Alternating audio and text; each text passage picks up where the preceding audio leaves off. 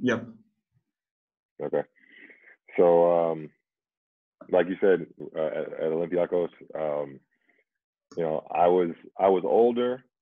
I think I was 28 or something like that, 27. But I hadn't won anything. I was coming there to a team that just won 2 back-to-back EuroLeague championships. So I was trying to learn as much as I could, while still being effective and still trying to have an impact on the games as much as I can to help the team win. When I came here, I was one of the oldest players, and even though I played only 2 years in EuroLeague, I had a lot of experience, and I learned a lot from the guys from the other team that I had to like try to share over time with the other players. Um, you know, Sorry, hold on 1 second. Yeah, yeah. My sister is there. So she's trying to look at you. She's really curious about something. My wife and her mom are speaking with me. So yeah, when I came here, I thought I'm usually a guy who leads by example. Even in college, I just try to work hard and get to the gym early and do little things so that when people see it, that they'll try and do the same. Or when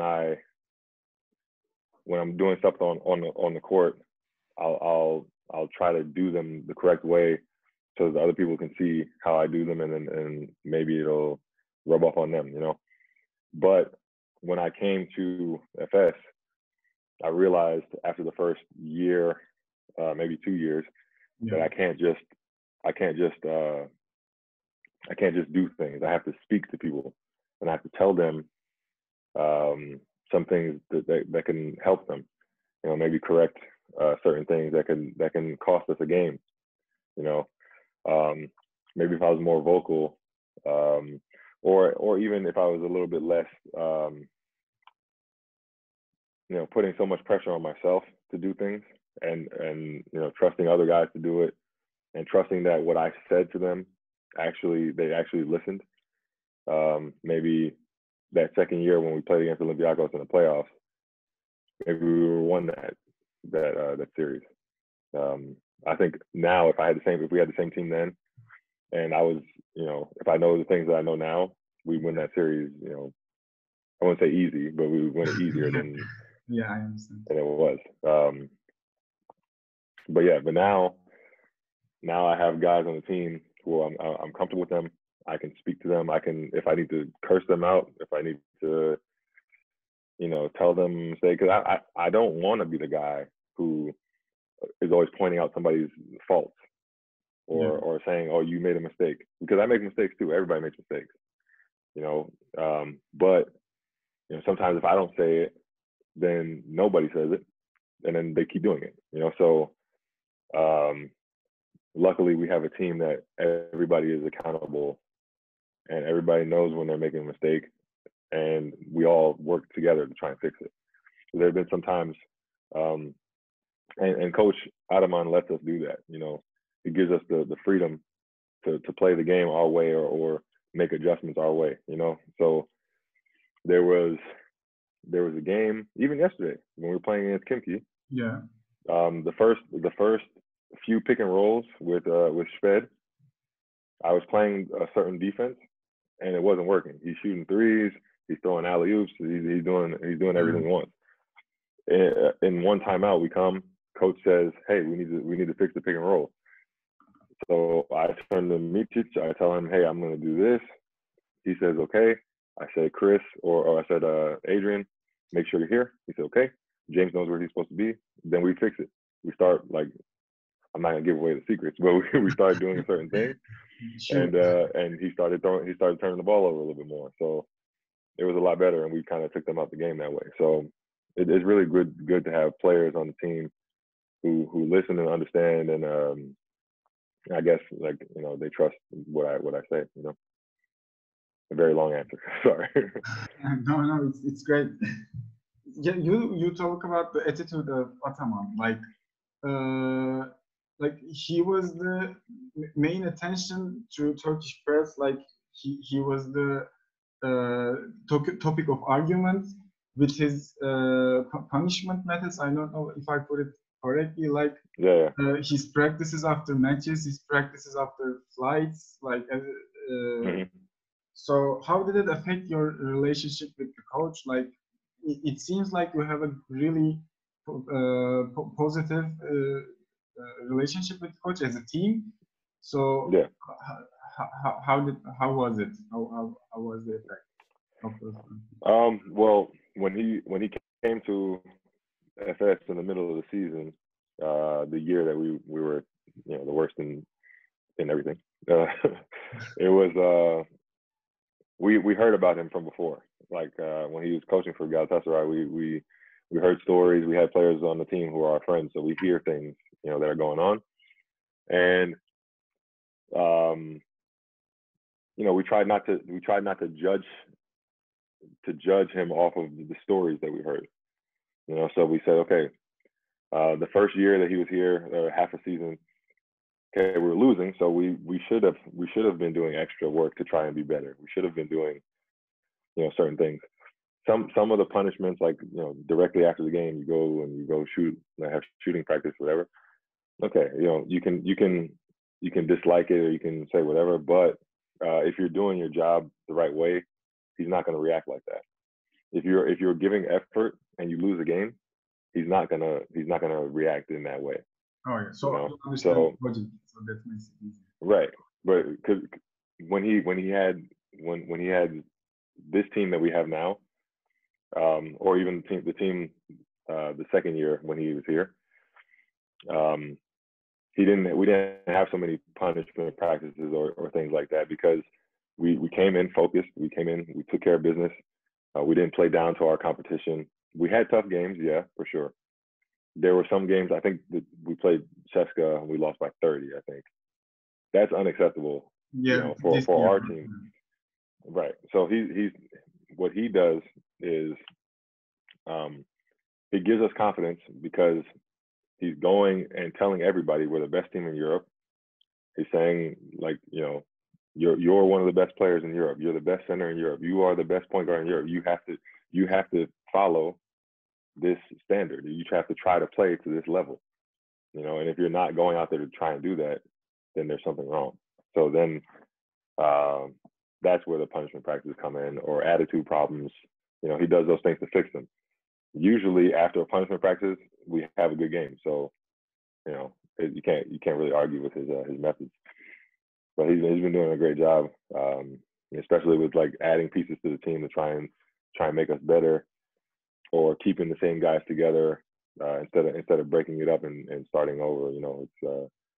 It's really important. Yeah, and the latest addition is Canan Musa. So, do you want to say anything about it, like briefly, shortly? I haven't spoke to him yet. I'm sure tomorrow I'll probably see him for the first time. I don't know too much about him, but I'm excited to work with him.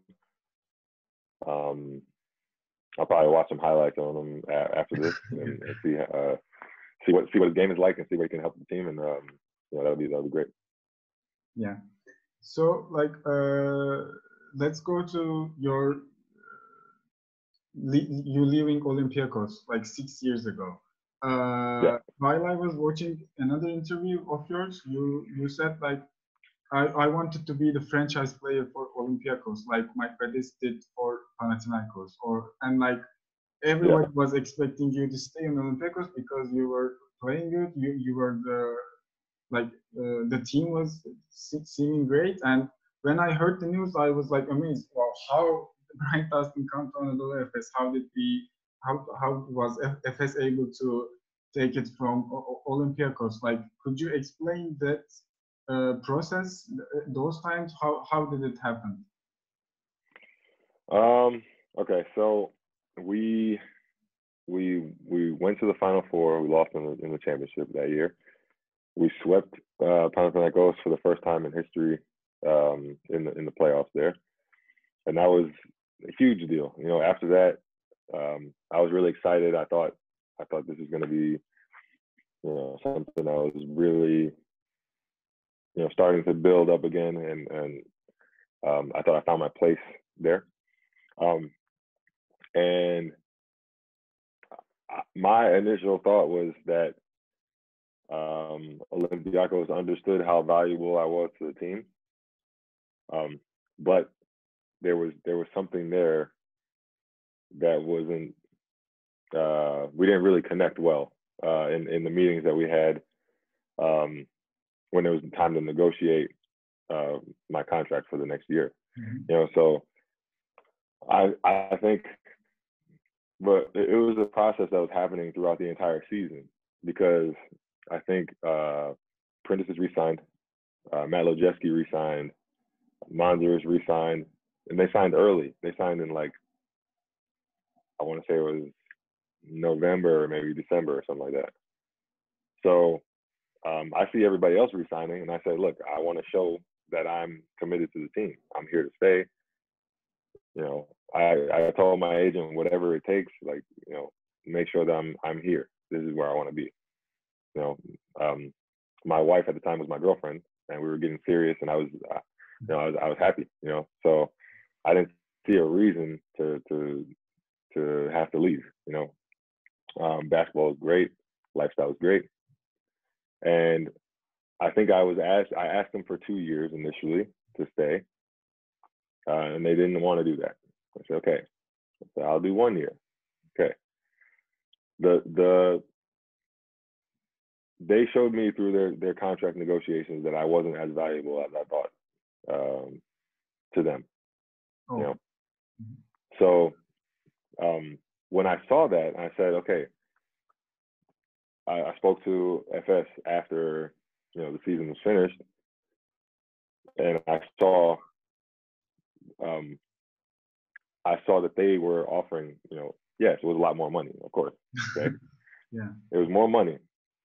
And I said, okay, I didn't ask Olympiacos to give me, a crazy amount of money, because I said, okay, for me, money is not that, it wasn't that important. It's about how you feel, right? You want to be somewhere where you're happy, right? So I said, if you can get anywhere close to this, then I'll sign right now and I'll stay, but they didn't want to do that. So it was fine. I was happy with the choice that I made, the decision I made, and I wouldn't change it. And that's just how things go, and that's the business side of basketball. That you probably, a lot of fans were just like, oh, Dunston's going for the money and whatever, and it was like I wasn't even asking for the money, that wasn't even the issue. So that's just how it went. But that's old news. That's the past, and I still have friends and people on the staff of Olympiacos and in the front office and stuff. So they understand how things go, and I do too. So that's cool. Yeah, and then that's it. No, you add, please. No, because I was gonna say that the money at the end of the day, if you're not happy, the money is not gonna make you happy. Yeah, it means nothing. So I agree with you. Luckily enough, I came here to a place where I met some people, Derek Brown, Thomas Hertel, Jason Granger, Jetty Osman, Furkan Korkmaz, some guys, Dario Saric, guys on the team who made it feel like I was in the right place and that I made the right decision. So those relationships that I have are always going to outlast whatever amount of money that I would have made, whatever. Yeah, you were a very different team back then, with different players. It was still really good team, but you were kind of went under the expectations. But after that, with Shane and Mincic coming, the team went into another level and started with Ataman's coming. The team started to play different kind of basketball. But you were always there, and you were always in the same level. Your statistics were always good, like blocks, rebounds, points. You can do everything that your team needs. Uh, how do you manage it, like in a guard-dominated era? Like, I don't want to say it, but you know what I mean, Yeah, right? The yeah, guard I know is what you mean. changing, but you're always there. Like, you're always playing your game. You're not affected by it. Yeah, oh, I mean, for me, I've never. Uh, my dad always told me to play more selfish, and he's like, man, don't pass it, don't do this. Like sometimes you gotta take it, you know. And there are times where I do take more shots than I think I should, but um, for me, it's like I've never been a real like statistics guy, you know. So I just try to affect the game as much as I can and help the team as much as I can. So especially okay, perfect example. Yesterday, um, there are a lot of rebounds in Yeah, the first half when I was 42. playing. Yeah, I finished the first half with 0 rebounds, and it wasn't because I wasn't going to rebound. It's because I was going to rebound and I see my teammate about to take the rebound. I could easily take the rebound from them, but I don't care. It was like, okay, you get the rebound and you bring the ball up. Sometimes the offense flows better if Shane gets the rebound and dribbles it up. Yeah, He's faster. He just gets it and goes. Okay, that helps all of us start running. Or if Meaches gets the rebound, or if James Anderson gets a rebound, um, it'll give him confidence and he'll play a little bit harder. Or little things like that help. And for me, it's not gonna do anything. It's not gonna cause any extra. I'm not gonna get any extra bonus for that. So um, certain statistics don't really matter to me. The ones that matter to me are some of the things that don't show up on the stat sheet. If I was there in the right position to help, if I was contesting a shot, if I boxed out a guy to stop them from getting the offensive rebound, certain things that help the team to be better to win. That's what I do, and then sometimes when I can get offensive rebounds to get another possession to get an open 3-point shot for some reason, and I don't know why this is. Maybe it's because the defense is off balance. When you get an offensive rebound and you pass it out to a 3-point shot, it's always an open 3-point. yeah. So that's one of the things that helps us a lot because we shoot a really good percentage from 3 most of the time. Yeah, so I mean, I try not to play for stats. Usually, the games where I say, you know what, today I'm going to score 20 points, I'm going to get 10 rebounds and 5 blocks, and I'm going to show everybody that I can dominate this league. When I go out to do that, I never play well. Never. I miss layups. I miss open shots. I miss everything. So I'm never going to be the guy who focuses on stats because that's not how I play.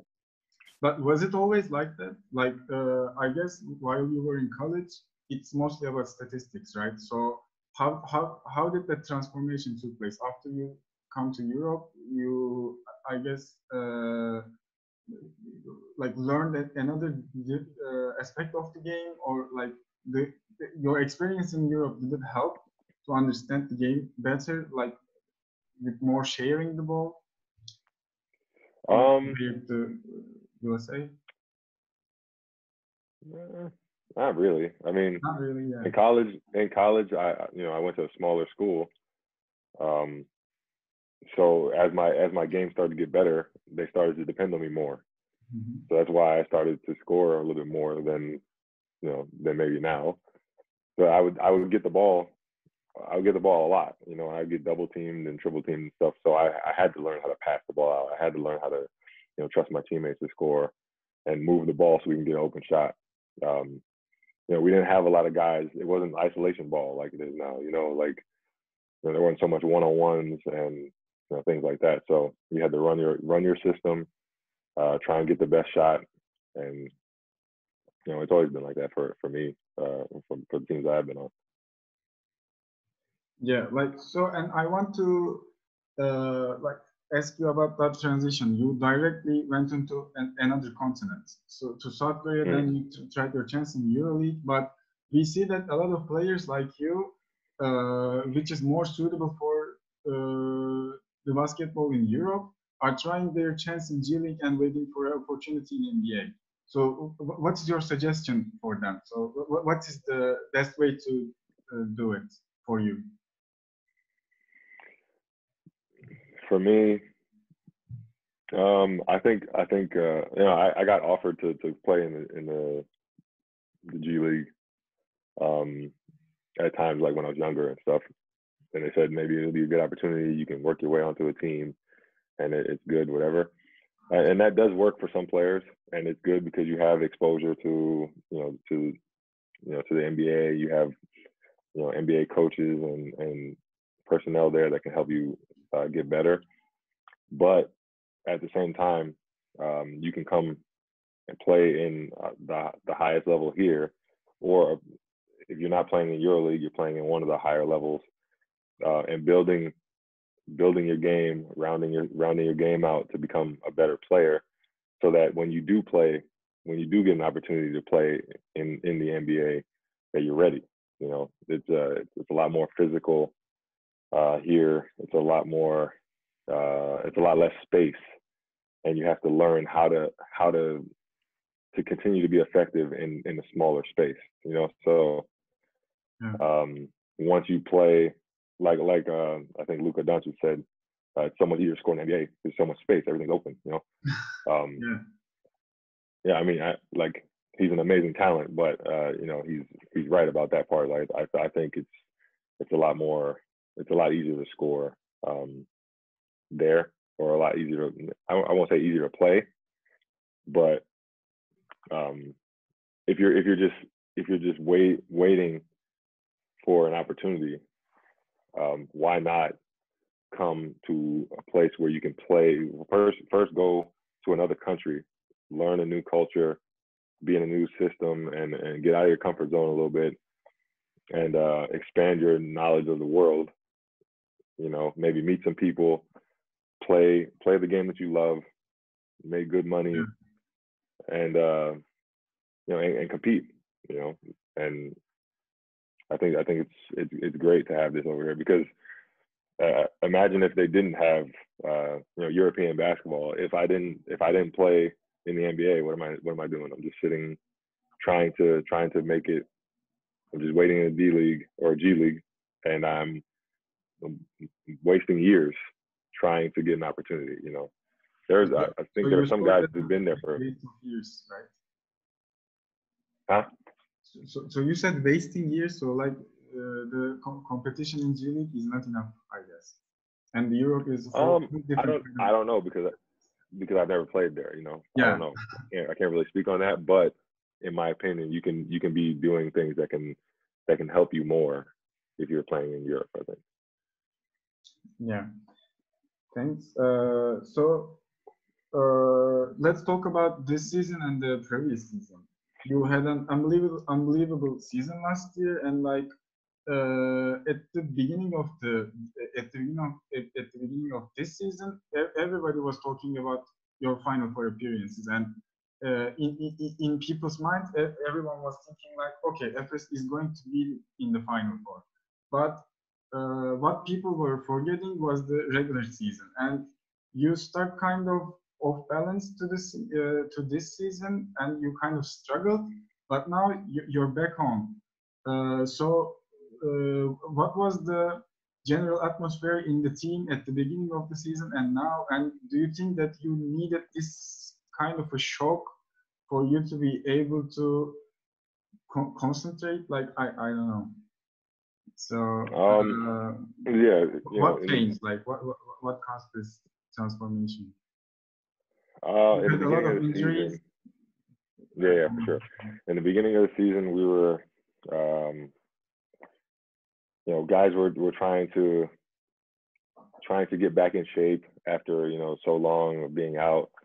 We're not used to. I think nobody's used to having so much time off for the summer because of COVID. They had to take some time off. Everybody was in separate places. Some people couldn't have access to the gym. So things were different. It wasn't the typical summer off season. When we finally got back together, we started building up slowly, and there was a feel like things were okay, but we didn't feel.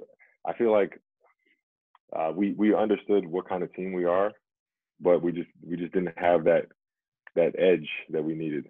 We didn't have the same fight that we had in the beginning, or the last couple of years, and I don't understand why we didn't have it.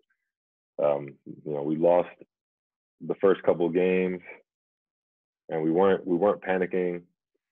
We were just like, okay, we lost some games, we gave up some home games that we should have won. Down the stretch, we're not really playing, or we don't have the maybe the focus or the energy to finish the games out. We had in the middle when we finally understood, like, hey, we're in the red zone here, and we're in a dangerous situation. We had meetings, players only meetings. We had meetings with coaches, and we said, what do we have to do to change? So guys started coming early. Guys got in the weight room doing extra work, extra shots, extra running, just to get us in shape, just to play the game the right way. We had injuries. Shane wasn't available for a while. He had surgery. Micic was also coming back from surgery, or coming back from some injury that he had. And then we had multiple COVID cases where guys had to sit out for 2 weeks, and we had to play shorthanded sometimes. But we couldn't make any excuses because everybody was like that. Madrid was like that in the beginning, and now they're one of the top teams there. So once we figured out what we needed to do, and we started, there was one thing that we talked about. One main thing that we talked about was our practices. In our practices, they used to be harder than the games. We used to play harder in practice than we did in the games because we would compete in the practices. We'd be so physical with each other. We'd have guys going at it. Shane and Vasa would go at it in practice. I would be going at Tibor. Chris would be going at Adrian. Everybody would be going at each other. Chris, James, and Bruno. They'll be and everybody wanted to win. In the beginning, it was like practice. We were just practicing to try to get better, but just to make sure nobody got hurt, so we can play in the game. So once we got back to competing and starting to fight in practice, then it translated easily to the games. So now, even the games where we lose or the games where we lost, we at least show that we can fight. We're not going to give up. We're going to play physical. We're gonna get on the loose balls. We're going to get offensive rebounds. We're going to push. We're going to shove. We're going to do things to help us to win. And I think that's what coach is trying to get, the point that coach is trying to get us to. I know it's been difficult for him too, because he has crazy expectations after last year, and after some of the things that he said in the media. But I feel like right now we understand what we need to do. We understand who we are, and we're just trying to keep everything going and not focus so much on the end part of it. Not saying, okay, we're going to win the EuroLeague championship. No, we need to win the next game. We need to win the next game. That's how we have to approach things. Yes. So the main difference was about practices and your way of thinking. And I can't stop thinking about Allen Iverson's practice speech right now. Like, it's just practice, man. It's just, so you don't agree with him, right? Obviously. I mean, we needed the practice, we needed the work, and it's we needed the biggest thing we needed to do was, I think, stop complaining. We complained about we're doing this too much, or we're not doing this, and everybody's making excuses for why they're not doing something, and and that's not how you win. Everybody has to focus in and and really look at themselves and say, what can I do to help this team better? You know, and still, even when we're winning, we have to do that to keep doing that. You know, because we have a long way to go. It's not a, you know, it's not a guarantee that we've made it. You know, we still have to keep fighting. So one day at a time. Yeah. So you mentioned about injuries, and I know that you had some weird, unusual injuries. Like the last year, it was about burning your foot, I guess, and this year you ripped off your retina in your face, in your eye, and was it changing the situation? Like having an injury not usual, does it like bother you? You feel like I'm unlucky or something, because it's not injuries related to basketball. Like, was it making the situation harder? And how do you keep yourself No, mentally ready all the time while you weren't playing? yeah, I was just thankful that I was able to play again. You know, in both situations, I think they were very strange, and it was like, how did this happen? You know, but you know, my wife has always been there with me. She's been, you know, keeping me positive, and you know, we watched the games together when I wasn't able to play. We were watching the games together. We watched so many games. We watched not just our games. We watched all the games that were on, and just try to keep basketball in my mind and say, okay, you know, when I get back out there, I know what I need to do, you know, to help. And it's different when you're watching the game as opposed to, okay, maybe sitting on the bench watching the game. If you're watching on TV, you can see things that maybe you can't see, you know, on the bench or while you're playing. So it helped me, you know, to be more calm, to understand what spots can I be effective, and where. It helped me also see where the team was missing me, and where I can just come in and fill that spot, you know.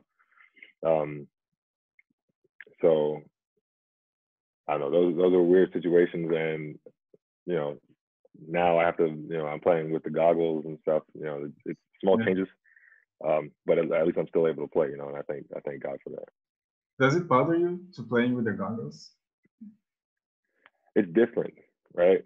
The goggles that I have, first they're a little bit like tinted, so it's like one shade darker than normal, you know. So I'm playing it's a little bit darker, and then on the sides I have this black, so I can't see on the sides completely. You know, so normally when I play, you know, I kind of stay like in the middle, and I could see everything on both sides with the peripheral, you know. In the first couple of games, I was making some defensive mistakes because I'm not used to like turning my head completely, looking both sides, you know. So that's been an adjustment, and I think also was the last game, or it wasn't the Kinky game, it was the game before that. I got the ball in the middle, and I looked at the corner from the short roll. I looked, and James wasn't there. And I was thinking, where's James? But I was like, okay. So I passed the ball somewhere else. Yeah. And I turned to look under the basket, and James was wide open under the basket. And I was like, oh my goodness, I missed the easy two-point layup because I couldn't see, you know. But I apologize for that. And then we continue playing, but it's getting easier. I'm getting used to it, but it's different playing the first, you know, I don't know how many years of your career without goggles and then playing. Yeah. So how long are you going to keep the goggles? What, did they give you any date? Do you know? No. Well, they told me that you have higher risk of completely detaching the retina if you get hit again in the same spot or the same eye. So, I mean, I think I just want to be safe and protected, and since it's not hurting my game so much, then why not just keep them for a little while? Yeah. If we win the EuroLeague championship, I'll keep them on for the rest of my career. Forever. Okay, great. Hope it happens. So,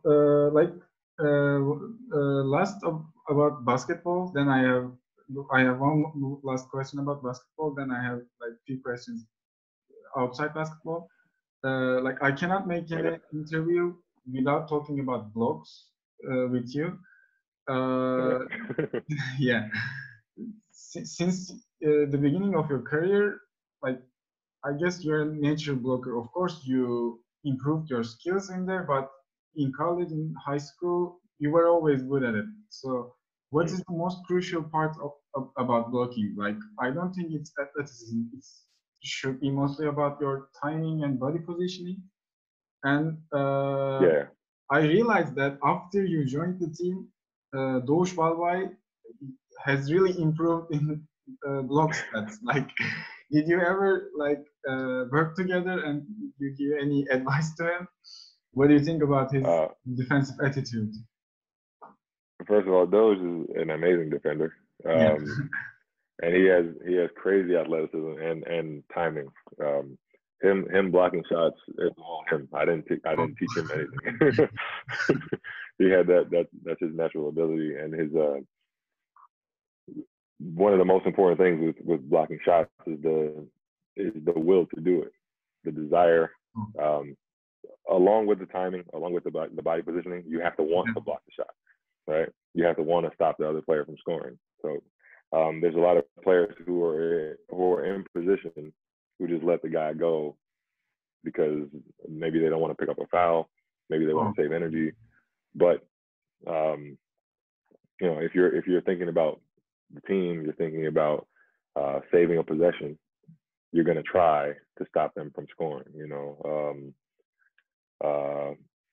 For me, being in the right position helps a lot. My long arms help a lot.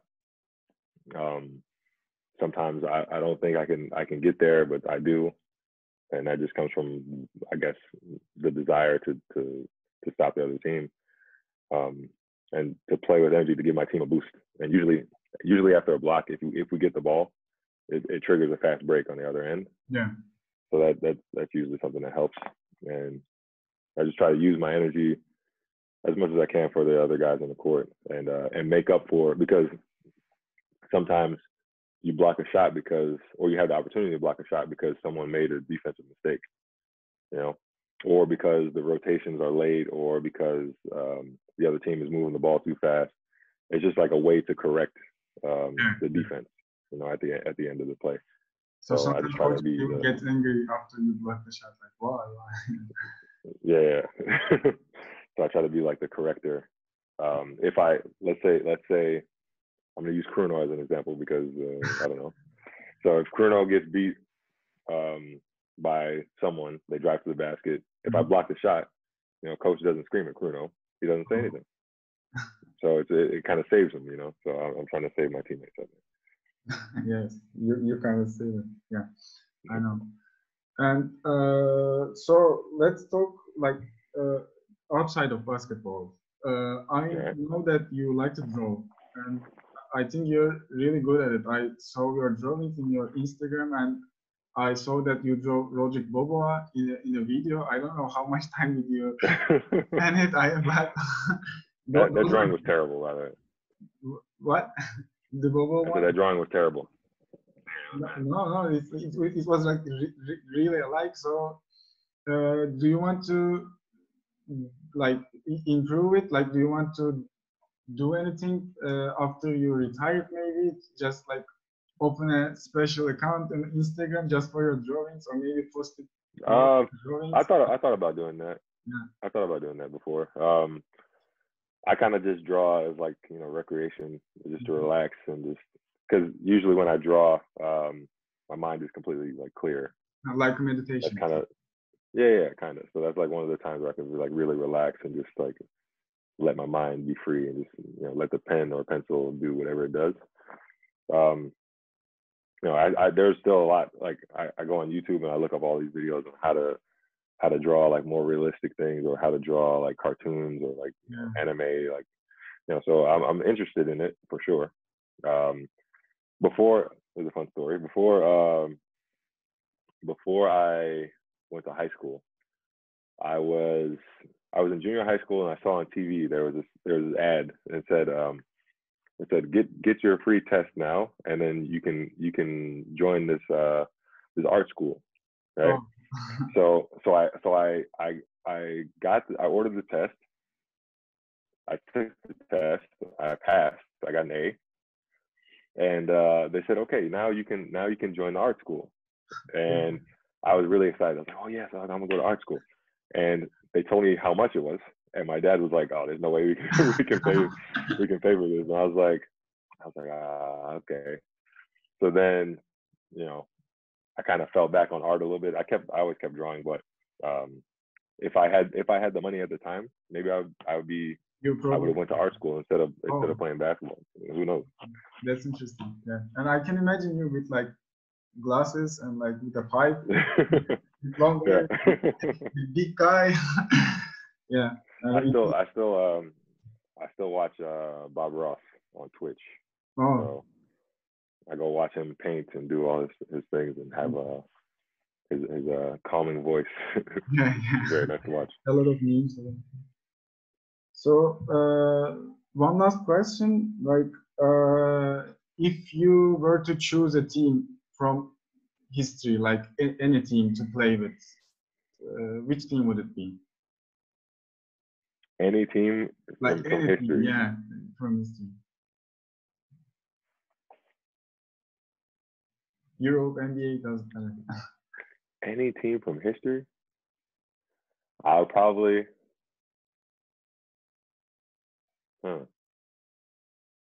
I'll probably play for the